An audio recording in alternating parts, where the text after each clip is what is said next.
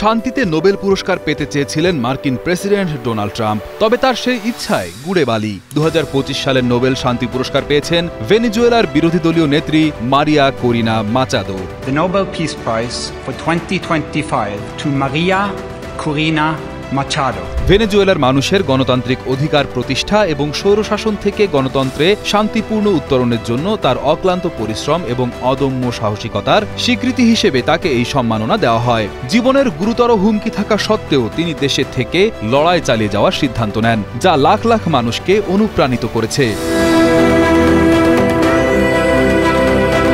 মারিয়া Corina Machado ভেনেজুয়েলার একজন অত্যন্ত জনপ্রিয় বিরোধী দলীয় নেত্রী।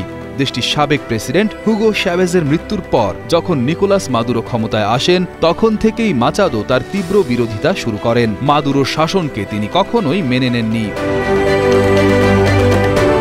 2023 সালে মাচাদো ঘোষণা করেন যে তিনি বিরোধী দলের প্রাথমিক নির্বাচনে প্রেসিডেন্ট প্রার্থী হওয়ার জন্য প্রতিদ্বন্দ্বিতা করবেন। কিন্তু নির্বাচন শুরুর কয়েক মাস আগেই একটি অদ্ভুত ঘটনা ঘটে। সরকার তাকে 15 বছরের জন্য সরকারি কোনো পদ গ্রহণ করা থেকে নিষিদ্ধ করে দেয়।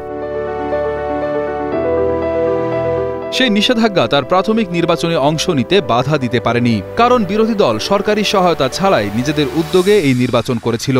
সেই নির্বাচনে তিনি বিশাল ব্যবধানে জয়ী হন। তবে দুঃখের বিষয়, সরকার যেহেতু তাকে নিষিদ্ধ করেছিল, তাই তিনি মূল প্রেসিডেন্ট নির্বাচনে মাদুরোর বিরুদ্ধে আনুষ্ঠানিকভাবে প্রার্থী হতে পারেননি।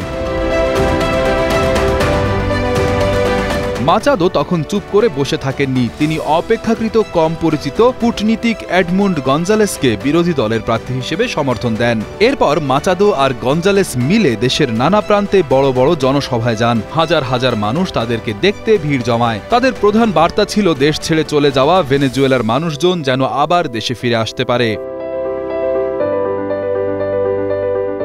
জুলাই 2024-এ প্রেসিডেন্ট নির্বাচন অনুষ্ঠিত হয়। সরকারের নির্বাচন কমিশন মাদুরোকে বিজয়ী ঘোষণা করে, কিন্তু বিরোধী দল জানায় তাদের সংগ্রহীত ভোটের ফলাফলে দেখা গেছে তাদের প্রার্থী গঞ্জালেস 70% ভোট পেয়েছেন, আর মাদুরো পেয়েছেন মাত্র 30% ভোট। এই ভোটের ফলাফলকে চ্যালেঞ্জ করে মাচাদো জনগণের কাছে শান্তিপূর্ণ প্রতিবাদের ডাক দেন। সরকার এই প্রতিবাদের সঙ্গে যুক্ত থাকার অভিযোগে 2000-এরও বেশি মানুষকে গ্রেফতার করে।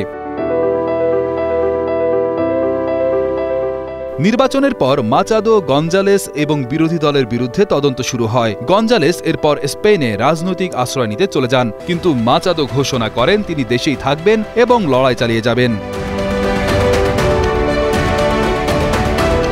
2025 সালের জানুয়ারিতে প্রেসিডেন্ট মাদুরোর শপথ গ্রহণের বিরুদ্ধে আয়োজিত এক প্রতিবাদ সমাবেশে মাচাদো মাসখানেক লুকিয়ে থাকার পর আবারও প্রকাশ্যে আসেন এবং সাময়িকভাবে আটক হওয়ার পরও অল্প সময়ের মধ্যেই মুক্তি পান। তিনি আজও ভেনেজুয়েলার গণতন্ত্রের জন্য এক শক্তিশালী কণ্ঠস্বর হিসেবে পরিচিত।